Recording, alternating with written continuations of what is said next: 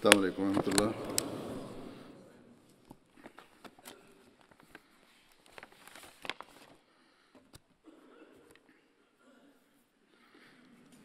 أشهد أن لا إله إلا الله وحده لا شريك له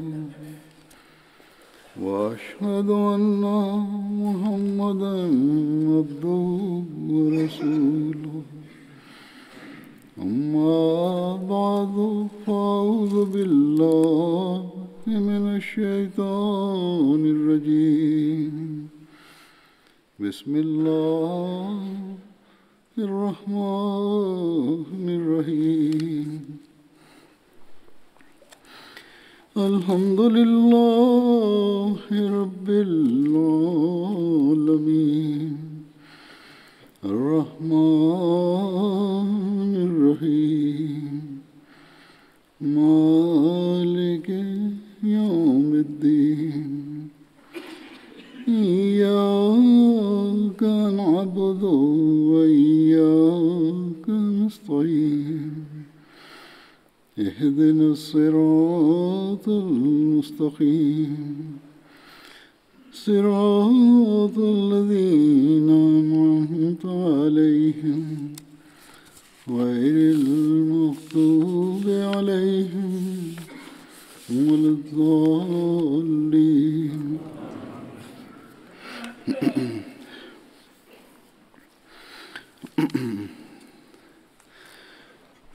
आज जिन सहाबी का जिक्र है उनका नाम है हज़रत अबू Huzaifa. Le compagnon que j'évoquerai aujourd'hui se nomme Abu Hudayfa bin Utba.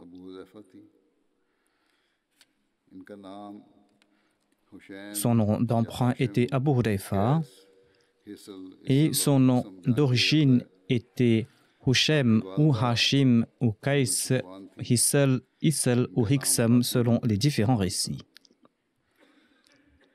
Sa mère, Safwan, portait à l'origine le nom de Fatima bint Safwan. Abu Hudayfa était grand de taille et il était beau. Il avait embrassé l'islam avant que le saint prophète Mohammed sallallahu alayhi wa sallam ne choisisse Dar al-Arqam comme le centre de l'islam.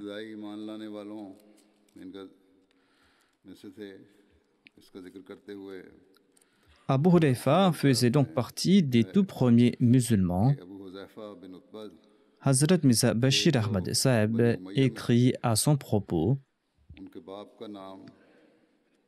Abu Hudayfa bin Utba appartenait au clan Banu Umayya. Son père se nommait Utba bin Rabi'a et il était l'un des chefs mécois.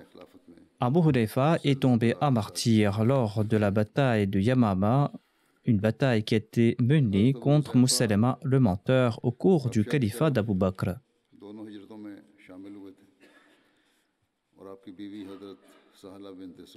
Abu Hudayfa avait participé aux deux émigrations en Abyssinie. Sahla bint Suhail, son épouse, avait aussi participé à cette émigration. J'avais déjà évoqué le pourquoi et le comment de cette immigration en Abyssinie, en mentionnant d'autres compagnons du saint prophète Mohammed b. lui. J'en fais mention ici de nouveau brièvement.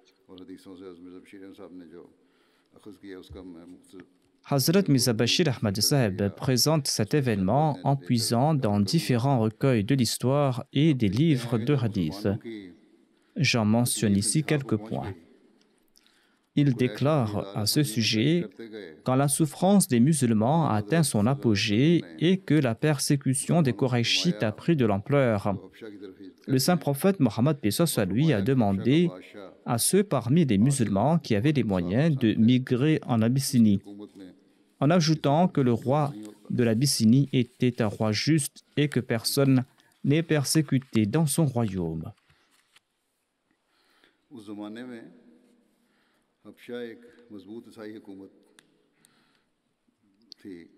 L'Abyssinie était un État chrétien fort puissant à l'époque et le roi de l'Abyssinie portait le titre de Négus à l'époque. l'Arabie entretenait des relations commerciales avec l'Abyssinie. À l'époque de cette émigration, le nom propre du négus de l'époque était Ashama. Il était un roi réputé pour son équité, son intelligence et sa puissance. Quand les malheurs des musulmans se sont aggravés, eh bien, le saint prophète Mohammed lui a demandé à ceux qui en avaient les moyens de migrer en Abyssinie. Ainsi donc, au cours du mois de Rajab, en la 5e année de son prophétat, 11 hommes et 4 femmes ont immigré en Abyssinie sous les directives de l'envoyé d'Allah. Ceux qui étaient plus connus parmi eux se nommaient ainsi Uthman bin Affan et son épouse Ruqayya, la fille du saint prophète Mohammed lui. Abdurrahman bin Auf, Zubayr bin Al-Awwam, Abu Hudhayfa bin Utba, le compagnon que je mentionne aujourd'hui, il était aussi présent dans ce groupe, Uthman bin Marzoun, Moussa bin Umayr, Abu Salama bin Abdil Asad et son épouse Salama. Hazrat Mirza Bashir Ahmad Sahib déclare à ce propos: il est fort étrange que la majorité de ces premiers immigrants appartenaient à de puissantes tribus de parmi les Qurayshites. Rares étaient ceux issus de couches faibles. Ceci démontre deux choses. Premièrement, même ceux qui appartenaient aux puissantes tribus de la Mecque n'étaient pas à l'abri des cruautés des Qurayshites. Deuxièmement, les faibles, à l'instar des esclaves, étaient dans un tel état de dénuement qu'ils ne pouvaient même pas s'exiler.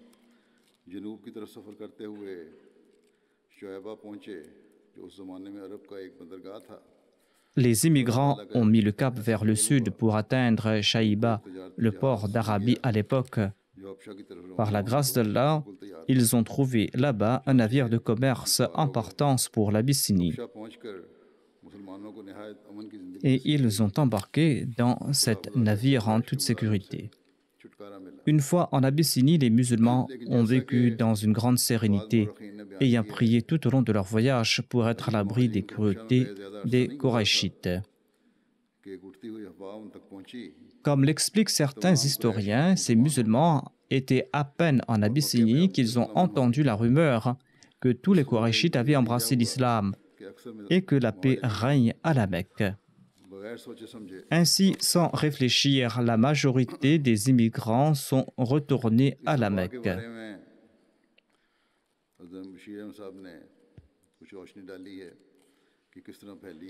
Hazrat Mirza Bashir Ahmad Sahib explique le comment et le pourquoi de cette rumeur en ces termes. Il tire ses conclusions en puisant dans différentes annales de l'histoire. Il déclare « Cette rumeur complètement fausse et infondée était répandue probablement par les Qurayshites pour faire retourner les immigrés d'Abyssinie et les mettre en difficulté. En fait, à y regarder de plus près, cette rumeur et le récit du retour des immigrés semblent en soi sans fondement. Cependant, s'il est considéré comme vrai, l'incident signané dans divers hadiths pourrait être caché sous la surface. Le Sahih al-Bukhari mentionne qu'une fois, le saint prophète Mohammed lui avait récité des versets de la sourate An-Najm dans la cour de la Kaaba. En cet instant, de nombreux chefs de mécréants étaient également présents, ainsi que des musulmans. Lorsque le saint prophète Mohammed lui termina sa récitation de la sourate An-Najm, il tomba en prosternation et avec lui, tous les autres musulmans ainsi que les mécréants tombèrent en prosternation. Les hadiths n'évoquent pas la raison de la prosternation des mécréants, mais on peut conclure que le saint prophète Mohammed lui a récité ces versets divins de manière à toucher les cœurs. D'ailleurs, ces versets évoquaient en particulier l'unicité de Dieu, la puissance de Dieu, sa majesté, d'une manière extrêmement éloquente, et clair. Ces versets évoquaient aussi les faveurs divines. Ensuite, les Koraïchites ont été avertis d'une manière très majestueuse, notamment que s'ils ne s'abstenaient pas de leurs mauvaises actions, ils connaîtraient le même sort que les nations du passé qui ont rejeté leurs prophètes. Puis, à la fin de ces versets, il fut ordonné de se prosterner devant Allah l'exalté. Après la récitation de ces versets, le saint prophète Mohammed paix soit lui, ainsi que tous les musulmans sont tombés en état de prosternation. Ainsi donc, ces versets, ces paroles divines ainsi que cette scène ont eu un effet envoûtant sur les Koraïchites, tant et si bien qu'ils sont tombés en prosternation involontairement. Hazrat Mirza Bashir Ahmad Sahib déclare que cela ne devait pas être surprenant, car, tout comme il a été mentionné ci-dessus, le cœur humain est parfois émerveillé par de telles situations et l'on accomplit involontairement un acte qui est contre ses principes et sa religion. C'est pourquoi nous avons parfois été témoins du fait qu'au cours d'une violente et brutale calamité, même un athée s'écrie « Oh mon Dieu » ou « Oram, Oram ». D'ailleurs, les Koraïchites, quant à eux, n'étaient pas des athées. Ils croyaient en l'être de Dieu, même s'ils étaient des polythéistes. Le constat est le même aujourd'hui. Quand on demande aux athées si le nom de Dieu leur vient à l'esprit ou sur les lèvres lorsqu'ils sont soudainement confrontés à un malheur, eh bien, ils répondent à l'affirmative. En tout cas, tel était l'effet de cette récitation, des paroles de cette sourate et de l'action de ces musulmans. Les chefs polythéistes sont eux aussi tombés en prosternation. En tout cas, après la récitation de cette parole majestueuse, empreinte de terreur, la communauté des musulmans est tombée en prosternation et cela a produit un effet si envoûtant que les Koraïchites sont également tombés en prosternation involontairement. Cependant, pareille influence est généralement temporaire et l'homme retourne rapidement à son état d'origine. Et il en était de même à propos des Koraïchites. En dépit de se prosterner, ils sont demeurés idolâtres. Cet événement a été rapporté dans le recueil authentique d'Al-Bukhari. Si la nouvelle du retour des immigrés d'Abyssinie est vraie, il semble que les Koraïchites, qui souhaitaient toujours le retour des immigrés d'Abyssinie et qui s'étaient échappés de leur emprise, eh bien les Koraïchites avaient probablement utilisé cette action pour répandre la rumeur selon laquelle les Koraïchites de la Mecque étaient convertis à l'islam, qu'ils étaient devenus musulmans et que la ville était dorénavant sans danger pour les musulmans. Les immigrants d'Abyssinie étaient naturellement ravis d'entendre cette rumeur et dans leur ravissement, ils sont revenus sans réfléchir. Et lorsqu'ils sont arrivés tout près de la Mecque, ils ont su quelle était la situation. Et certains, secrètement, d'autres, sous la protection d'un chef puissant et influent des Koraïchites, sont entrés à la Mecque. Les autres, quant à eux, ont rebroussé chemin. Ainsi, s'il existait une vérité dans cette rumeur selon laquelle les Koraïchites étaient devenus musulmans, elle se limitait à l'incident de la prosternation lors de la récitation du chapitre Najm. En tout cas, Allah, c'est le mieux. En tout cas, même si les immigrants d'Abyssinie sont revenus à la Mecque, la majorité d'entre eux est repartie en Abyssinie. De plus, étant donné que la tyrannie des Koraïchites et leur oppression augmentaient de jour en jour, et bien sur l'instruction du saint prophète Mohammed paix soit lui, les musulmans ont commencé à se préparer secrètement à émigrer. Ils ont commencé à partir progressivement quand ils pouvaient le faire. Et cette chaîne de migration a commencé de sorte que le nombre d'immigrants en Abyssinie a finalement atteint 100. Et parmi ces immigrants se trouvaient 18 femmes. Très peu de musulmans sont restés à la Mecque avec le saint prophète Mohammed sallallahu alayhi wa sallam. Certains historiens ont qualifié cette migration de deuxième migration en Abyssinie. Une première émigration a été suivie par une deuxième. Par la suite, après la permission d'immigrer à Médine, Abu Hudayfa et Salim, qui était son esclave affranchi, sont tous deux partis à Médine.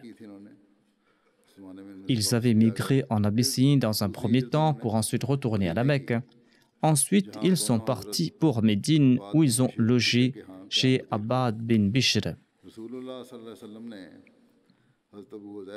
Par la suite, le saint prophète Mohammed a établi un lien de fraternité entre Abbad bin Bishr et Abu Hudayfa.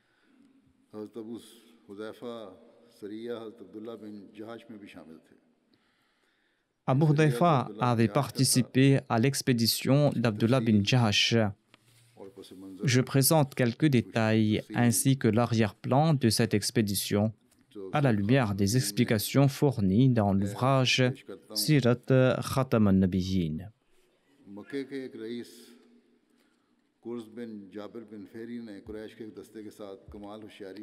Kurz bin Jabir Fihri était un chef de la Mecque et il est parti avec une compagnie de Qurayshites et s'était attaqué habilement et subitement un pâturage de Médine situé à seulement 4 km de la ville, et il avait fui avec des chameaux appartenant aux musulmans.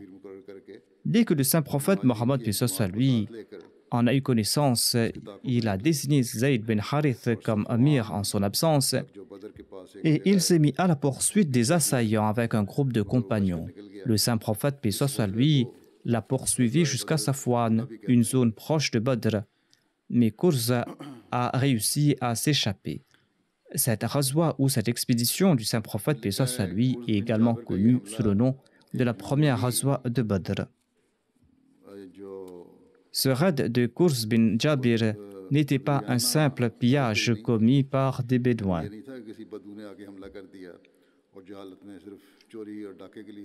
Kurz ne s'était pas contenté de piller les musulmans, comme le font les Bédouins. Certainement, il s'était attaqué aux musulmans au nom des Qurayshites. Il était venu avec un motif particulier. Il est très probable qu'il était venu spécifiquement pour attenter à la vie du saint prophète Mohammed lui. Et en raison de la vigilance des musulmans, il s'est contenté de voler les chameaux des musulmans et il s'est enfui. Cela démontre également que les Qurayshites de la Mecque avaient prévu de piller Médine afin de détruire complètement les musulmans.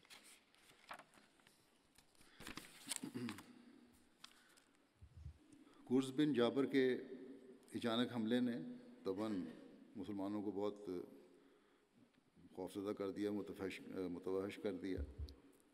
Naturellement, l'attaque soudaine de Kurz bin Jabir avait terrifié les musulmans. Et d'ailleurs, les chefs de la Mecque menaçaient d'attaquer les musulmans, d'attaquer Médine et d'anéantir les musulmans. Ainsi, tout naturellement, les musulmans étaient très inquiets. Après avoir constaté ces menaces, le saint prophète Mohammed lui a décidé qu'il devait surveiller les mouvements des Qurayshites de plus près, afin de connaître leurs plans, afin de connaître leurs intentions, et afin que toutes les informations nécessaires les concernant puissent être disponibles à temps, afin que Médine soit à l'abri de toute attaque soudaine.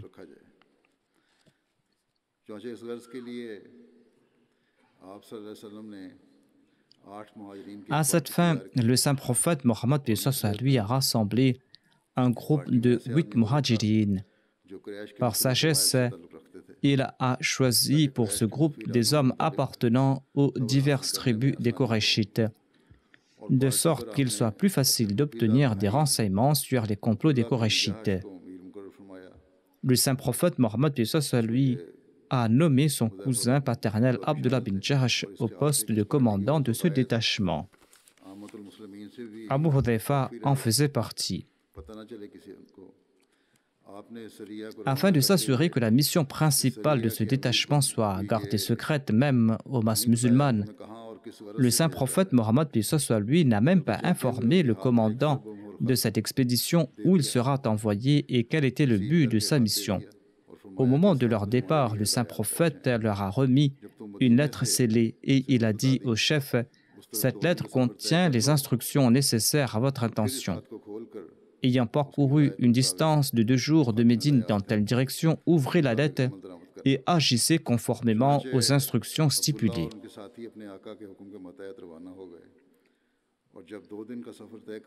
Abdullah et ses compagnons ont suivi les ordres de leur maître. Après avoir parcouru 2 jours de voyage de Médine, Abdullah a ouvert les instructions du saint prophète, paix soit lui, qui étaient les suivantes. Il disait: partez dans la vallée de Nakhla entre la Mecque et Taïf, obtenez des informations sur les Korachites et revenez avec des nouvelles à ce sujet. Comme cette mission de renseignement si proche de la Mecque était une tâche très délicate, le saint prophète avait écrit en bas de cette lettre qu'après que l'objectif de cette mission soit connu, si un des compagnons hésitait à l'accompagner, c'est-à-dire à accompagner le chef, et s'il souhaitait revenir, eh bien, celui qui hésitait sera autorisé à revenir.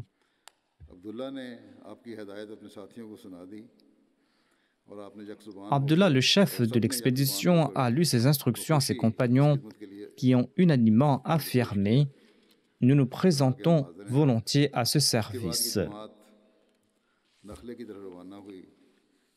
Ensuite, ce détachement s'est rendu à Nakhla. Saad bin Abi Waqqas et Utba bin Ghazwan ont tous deux perdu leurs chameaux en cours de route et ils se sont séparés de leurs compagnons. Malgré tous leurs efforts, ils n'ont pas été en mesure de rejoindre leurs compagnons. Et il ne restait que 6 personnes dans ce détachement. Et ces 6 personnes sont arrivées à Nakhla et ils ont commencé leur mission, qui était de s'informer sur les intentions des mécréants de la Mecque.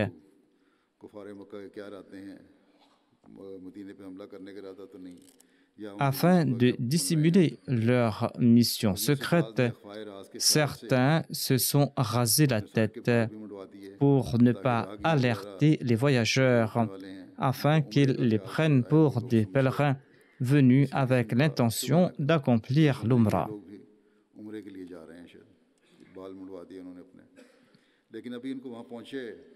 Cependant, ces musulmans étaient à peine sur place qu'une petite caravane de Korachites passa par là soudainement. Cette caravane se rendait de Taïf à la Mecque et les 2 groupes se sont rencontrés. Les Korachites ont su qu'il s'agissait des musulmans. Et ces musulmans se sont consultés sur l'action à prendre. Le saint prophète Mohammed, paix soit lui, les avait envoyés dans le but d'obtenir secrètement des renseignements. Mais d'autre part, la guerre avait commencé avec les Korachites et les 2 adversaires étaient face à face. Et naturellement, étant donné que les membres de la caravane des Korachites avaient repéré les musulmans, leur mission secrète de renseignement n'était plus secrète. Une autre difficulté était que certains musulmans pensaient que c'était peut-être le dernier jour de Rajab, c'est-à-dire un mois sacré au cours duquel les combats étaient interdits, comme le stipulait l'ancienne coutume arabe. D'autres pensaient que le mois de Sha'ban avait déjà commencé.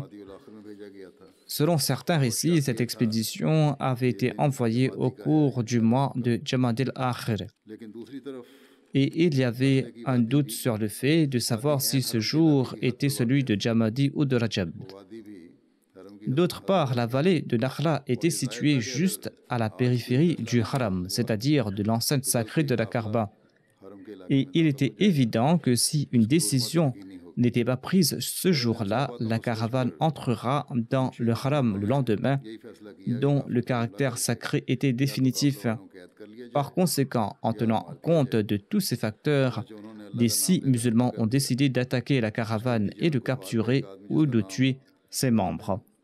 Par conséquent, ils ont lancé une attaque au nom d'Allah, causant la mort d'un homme appelé Amr bin al-Hadrami. 2 autres parmi les Qurayshites ont été capturés, mais le 4e individu s'est échappé. Et les musulmans n'ont pas réussi à l'appréhender.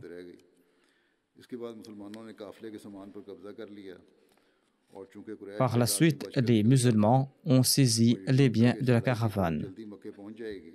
Puisqu'un homme appartenant aux Qurayshites s'était échappé et que la nouvelle de ce conflit arriverait rapidement à la Mecque, Abdullah bin Jahsh et ses compagnons sont rapidement revenus à Médine avec le butin.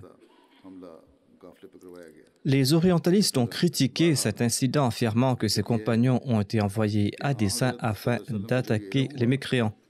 Cette accusation est en tout cas infondée.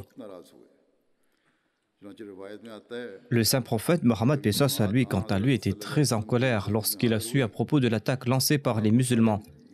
Et il a déclaré à ces personnes: « Je ne vous avais pas permis de vous battre au cours du mois sacré. » Et le saint prophète Mohammed paix soit lui a refusé de prendre une part du butin.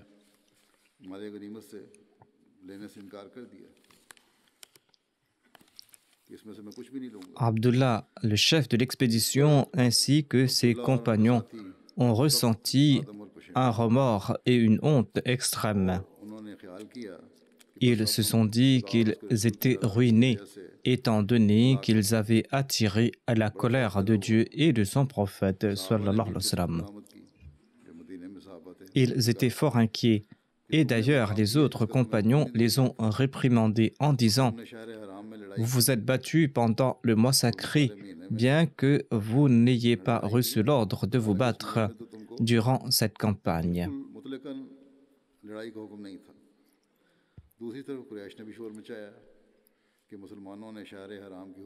D'autre part, les Qurayshites ont également soulevé un tollé en disant que les musulmans avaient violé la sainteté du mois sacré. Étant donné que Amr bin al-Hadrami, celui qui avait été tué, était un chef de clan et qu'il était également un allié de Utba bin Rabi'a, un chef de la Mecque, cet événement a enflammé les Qurayshites et ils se sont apprêtés à attaquer Médine. En tout cas, cette attaque au cours du mois sacré avait causé du bruit à la fois parmi les musulmans et parmi les mécréants. Mirza Bashir Ahmad Sahib déclare dans son ouvrage Sirat Khatam al-Nabiyyin que le verset coranique a été révélé fournissant un moyen de soulagement pour les musulmans. Il est dit dans ce verset: يسألونك عن الشهر الحرام قتال فيه قل قتال فيه كبير وصد عن سبيل الله وكفر به والمسجد الحرام وإخراج أهله منه أكبر عند الله والفتنة أكبر من القتل. ولا يزالون يقاتلونكم حتى يردوكم عن دينكم إن استطاعوا. C'est-à-dire, ils t'interrogent à propos du combat pendant le mois sacré. Dis-leur, se battre pendant le mois sacré est grave. Mais aux yeux d'Allah, il est encore plus grave d'empêcher les hommes de suivre la voie d'Allah et de se montrer ingrats envers lui, et d'empêcher les croyants de se rendre à la sainte mosquée et d'en expulser ses vrais ayants droit. Et d'ailleurs, la persécution est un crime encore plus grave que le fait de tuer.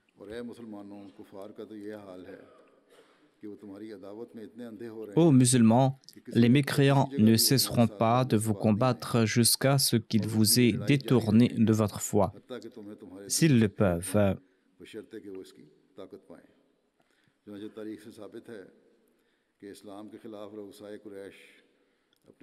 Selon l'histoire, les chefs des Korachites menaient leur propagande sanguinaire même pendant les mois sacrés.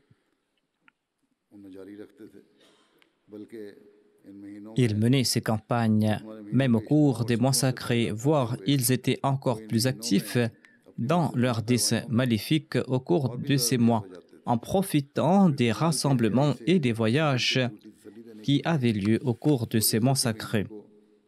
Et en outre, de manière éhontée, afin de se satisfaire, ils réarrangeaient l'ordre des mois sacrés, les mois sacrés qui étaient connus sous le nom de Nassi.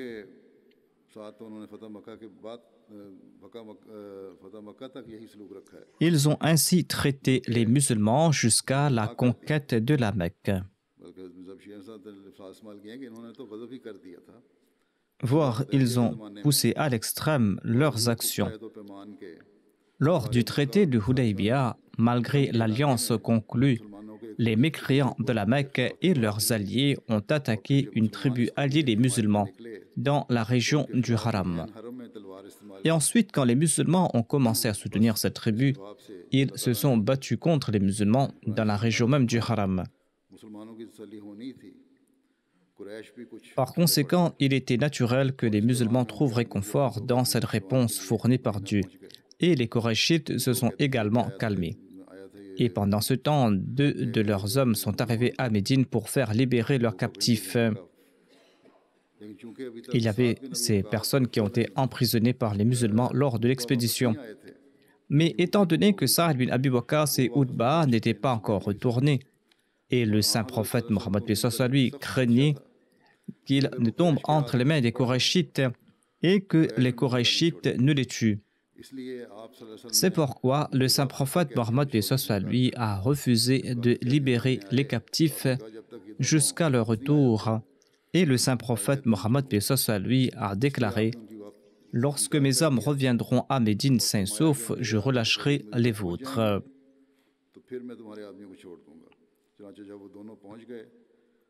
Ainsi donc, lorsque ces 2 musulmans sont retournés à Médine, le saint prophète Mohammed lui a libéré les 2 captifs contre rançon. Cependant, parmi ces 2 captifs, un individu était si profondément impressionné par les hautes qualités morales du saint prophète Mohammed et par la vérité des enseignements de l'islam lors de son séjour à Médine qu'il a refusé de retourner à la Mecque et il a rejoint les serviteurs du saint prophète Mohammed en lui prêtant allégeance.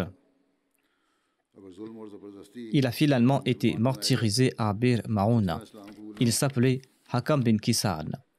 Si on convertissait des gens par la violence et par la force, il n'aurait pas ainsi accepté l'islam.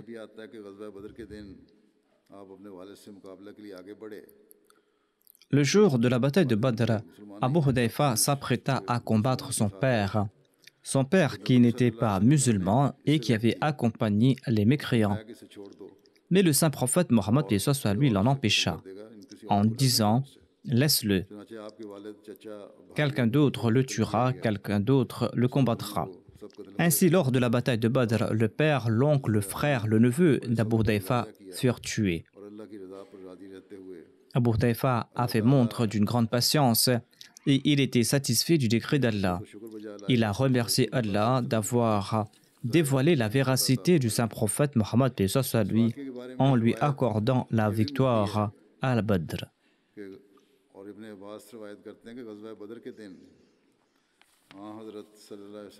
Ibn Abbas relate ceci à ce propos. Il dit: le jour de la bataille de Badr, le saint prophète Mohammed a ordonné de ne pas tuer Abbas si jamais on le combattait, parce qu'il avait été contraint de prendre part à la bataille. Il fallait tout simplement l'emprisonner et pas le tuer. Abu Hudayfa a commenté à ce sujet à un de ses compagnons et pas directement au saint prophète Mohammed lui.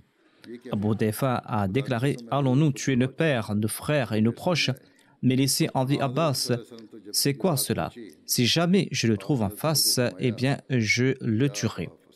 En entendant cela, le saint prophète Mohammed lui a dit à Omar, ô père de Hafs, que l'on s'attaque donc à coups d'épée à l'oncle du prophète de Dieu. Omar déclara que c'était la toute première fois que le saint prophète lui s'adressait à lui par son nom d'emprunt, le père de Hafs. Omar a répondu, ô envoyé d'Allah, permettez-moi de trancher le cou de celui qui a énoncé ces propos, car il est certainement un hypocrite. Abu Hudayfa relate que le saint prophète lui a empêché Omar d'accomplir son dessein. Abu Hudayfa ajoute, à partir de ce jour, je n'étais pas en paix en raison de la grande erreur que j'avais commise en énonçant ces propos malveillants. Je vivrai toujours dans la peur en raison de ces paroles, jusqu'à ce que le martyr pour la cause de l'islam ne m'en protège.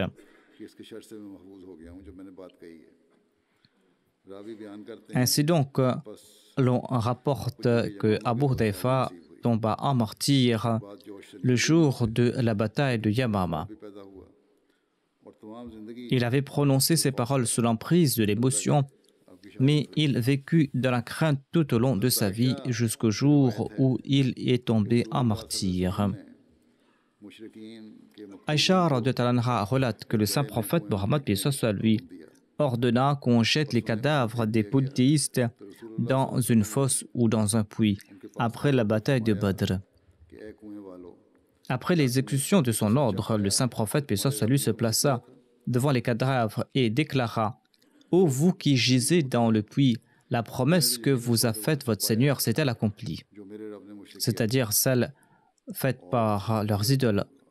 Le saint prophète a dit: la promesse que m'a faite mon Seigneur s'est réalisée. S'il s'agissait de la promesse faite par Dieu aux polythéistes, cela signifie qu'ils seraient punis et châtiés. En tout cas, le saint prophète, paix soit sur lui, a déclaré: la promesse que m'a faite mon Seigneur s'est accomplie. C'est-à-dire qu'il punira les polythéistes et qu'ils n'auront pas le dessus sur moi. Les compagnons du saint prophète, paix soit sur lui, ont demandé: ô prophète d'Allah, êtes-vous en train de parler à des cadavres? Le saint prophète Mohammed, paix soit sur lui, a répondu: ils ont su que la promesse que vous a faite votre Seigneur s'est accomplie. Le visage d'Abu Hudayfa s'assombrit quand on jeta les cadavres dans le puits, car son père en faisait partie. Le saint prophète Mohammed, paix soit sur lui, lui demanda: ô Abu Hudayfa, par Allah, on dirait que le sort réservé à ton père t'a déplu. Voilà la question que le saint prophète, paix soit sur lui a posée. Abu Hudayfa répondit: ô envoyé d'Allah, par Allah, je n'ai aucun doute sur Allah et sur son messager.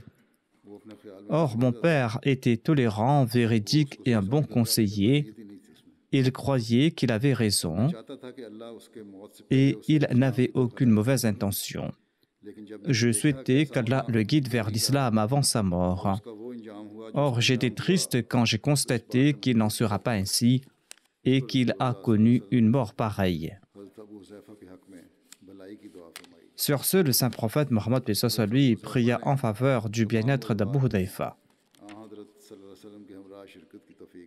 Abu Hudayfa avait participé à toutes les batailles menées par le saint prophète Mohammed, paix soit sur lui, et il est tombé à martyr lors de la bataille de Yamama au cours du califat d'Abu Bakr à l'âge de 53 ans ou de 54 ans.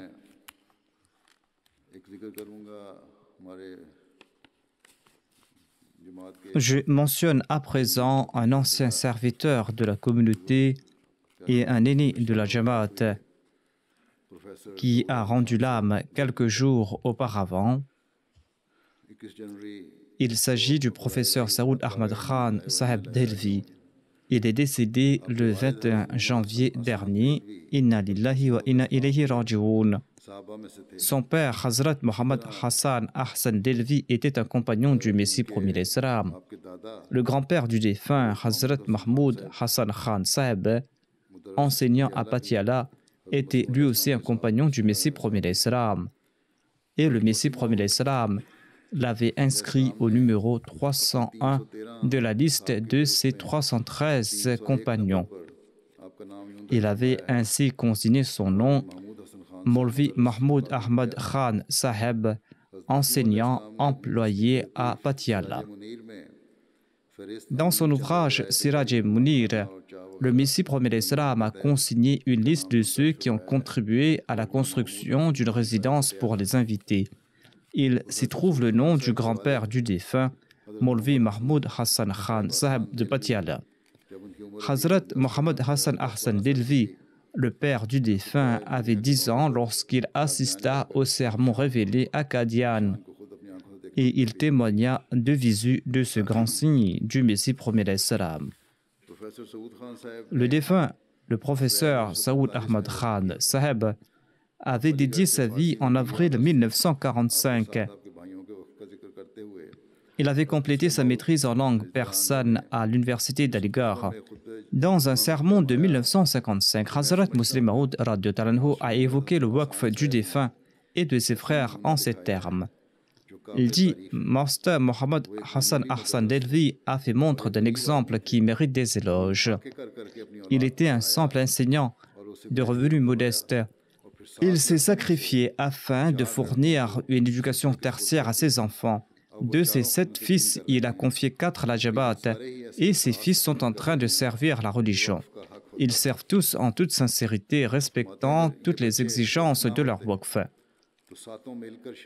Hazrat Muslim Maud déclare « S'ils n'étaient pas tous dédiés, ils auraient honoré le nom de leur père pour 10 ou 20 ans tout au plus, en disant que leur père était un brave homme. » Hazrat Muslim Maud déclare que lorsque ce sermon sera publié, lorsque ce sermon que je prononce sera publié, des centaines de milliers d'Ahmadis loueront Mohammed Hassan Ahsan en disant qu'il était un Ahmadi persévérant. Malgré ses maigres moyens, il a financé l'éducation tertiaire de ses 7 fils et il a confié 4 de ses fils à la Jamaat, c'est-à-dire qu'il les a dédiés. D'ailleurs, ces enfants sont vertueux au point où ils ont accepté avec joie le sacrifice de leur père et ils ont soutenu sa décision. De juin 1946 à octobre 1949, Saoud Khan Saheb a enseigné au lycée Talim al-Islam à Qadian. En octobre 1949, il a servi en tant que professeur d'anglais à la Jamia Ahmadiyya et par la suite, le deuxième calife l'a envoyé au Ghana, en Afrique de l'Ouest, afin de servir la religion. Il l'a envoyé en 1950. Il était le premier vice-principal de l'école secondaire Ahmadiyya du Ghana. Afin de s'y rendre, il entama son voyage de Karachi le 30 avril 1950 et arriva à Kumasi le 30 juin. C'est-à-dire, ce voyage dura 2 mois. Aujourd'hui, ce trajet est faisable en 5 ou 6 heures. Et dès le 1er juillet, il a commencé à enseigner à l'école secondaire de Kumasi. Son neveu, Irfan Khan, explique pourquoi ce trajet a duré 2 mois. Il déclare que pour sa première affectation, le défunt est parti pour le Ghana de Rabwa. Et après un trajet très difficile de 2 mois, il est arrivé à Kumasi. À cette époque, on voyageait de bateau en bateau. Les gens ne voyageaient pas en avion. Ainsi, il dit que le défunt a quitté Karachi pour se rendre à Aden. Là-bas, il acheta un billet au prix de 160 roupies. Les frais de restauration n'étaient pas inclus. Ainsi, il est parti en bateau d'Aden jusqu'au Ghana et il a aussi voyagé en bus et sur des camions. Ensuite, il s'est rendu au Nigeria en avion. Afin d'acheter le billet d'avion pour le Nigeria, qui coûtait 55 livres sterling, il a vendu sa valise et ses autres biens. Il enveloppa toutes ses affaires dans un drap. Ensuite, le missionnaire du Nigeria lui a acheté un ticket de bus pour se rendre au Ghana. Pour se rendre au Nigeria, il a fait une partie du trajet en avion dont il avait acheté le billet en vendant une partie de ses biens. En 1950, un projet a été lancé pour envoyer 8 missionnaires Ahmadis en Afrique de l'Est, en Afrique de l'Ouest et aux Pays-Bas. Son nom se trouve en tête de liste, Saoud Ahmad Khan. Départ pour le Ghana le 25 du mois d'Awan en l'an 1300 29 de l'Hégire.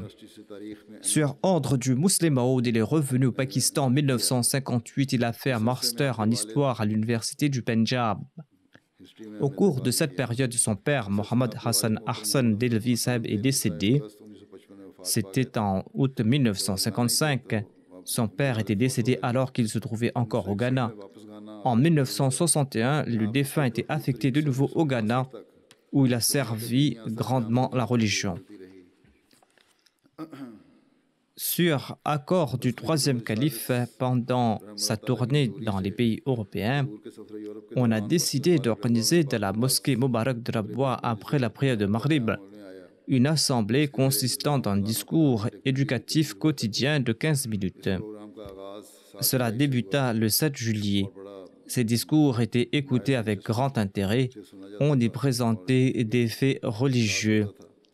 Saoud Khan Sahib comptait parmi les savants de la communauté qui avaient l'opportunité de prononcer des discours dans le cadre de ces assemblées. Lorsque le système de traduction des discours de la Jalsa Salana a été mis en place, le défunt a eu l'honneur de traduire le discours du troisième calife en langue anglaise. Il a rendu ce service jusqu'à la dernière Jalsa Salana de Rabwa. Parmi les élèves du professeur Saoud Khan Sahib, on compte Abdul Wahab Adam Sahib du Ghana et Bike Adou Sahib qui avait vécu ici au Royaume-Uni. En 1968, le défunt retourna au Pakistan. Le troisième calife le nomma comme enseignant au lycée Talim ul-Islam en 1969. Ensuite, le quatrième calife nomma le défunt comme enseignant d'anglais à la Jamia Ahmadiyya pendant une année. Et lorsque le défunt était affecté à la Jamia Ahmadiyya, il continuait à enseigner au lycée de la Talim ul-Islam. Et le 2 mars 1987, il a commencé à servir à la Jamia Ahmadiyya et il a servi à ce poste pendant une année. Le frère aîné du professeur Saoud Khan Sahib, Masoud Khan Sahib Delvi, était l'éditeur du journal Al-Fazl.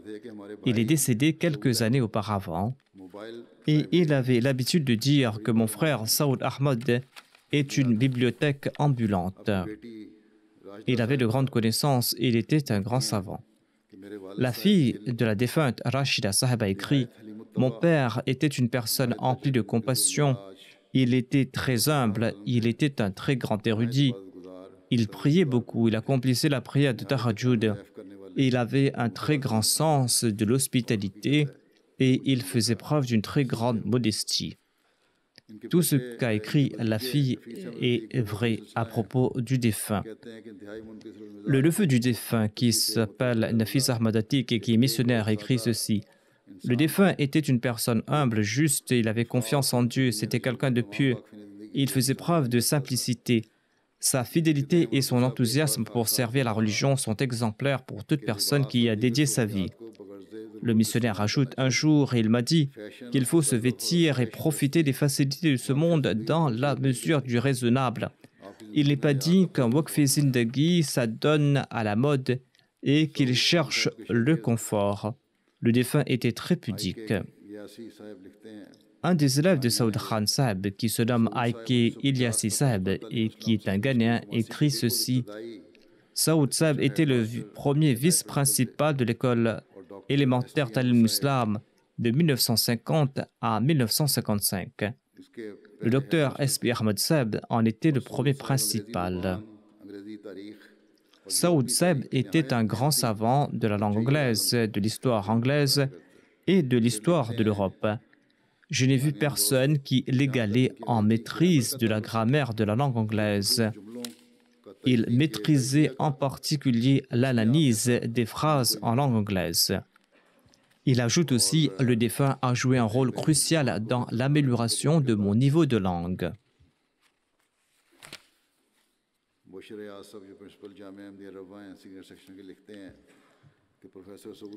Mubashir Aya Sahib, le principal de la section senior de la Jamia de Rabwa, écrit « Le professeur Saoud Khan était une personne humble, sage et savante.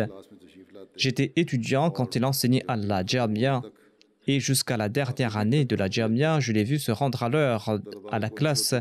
Il enseignait jusqu'à la dernière minute. Les étudiants tentaient de le distraire par diverses discussions afin de ne pas étudier.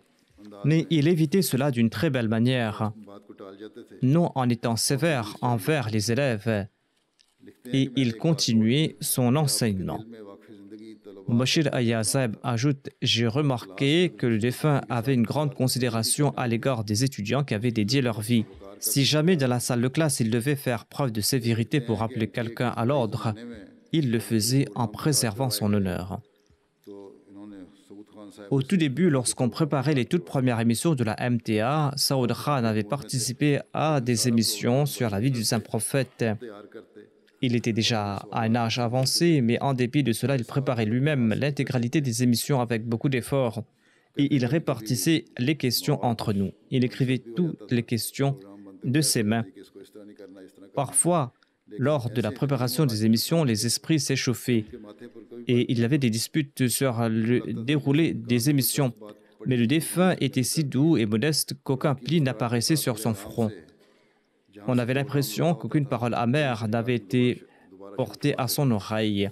Il souriait légèrement et reprenait en toute sérénité l'enregistrement de l'émission. Après le décès du professeur Saoud Khan Saheb, son voisin, qui se nomme Fazal Ilahi Malik Saheb, a éclaté en sanglots en déclarant que tout le monde n'a pas la chance d'avoir un tel voisin comme lui. Le défunt était une personne très simple et emplie de connaissances. Le défunt laisse derrière lui une fille et deux fils. Un de ses fils se nomme Saoud Saheb et il sert comme président d'une Jamaat ici au Royaume-Uni.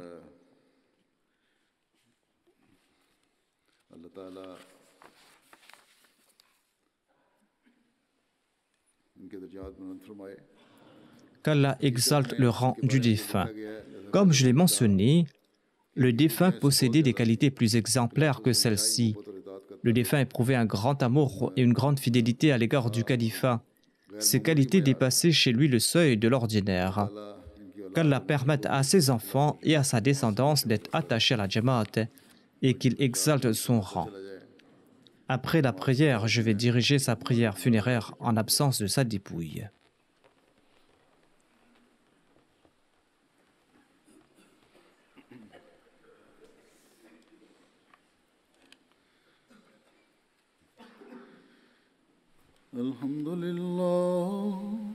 الحمد لله نحمده ونستعينه ونستغفره ونؤمن به ونتوكل عليه ونعوذ بالله من شرور أنفسنا ومن سيئات أعمالنا من يهده الله فلا مضل له ومن يضلل فلا هادي له ونشهد أن لا إله إلا الله ونشهد أن محمدا عبده ورسوله عباد الله رحمكم الله إن الله يأمر بالعدل والإحسان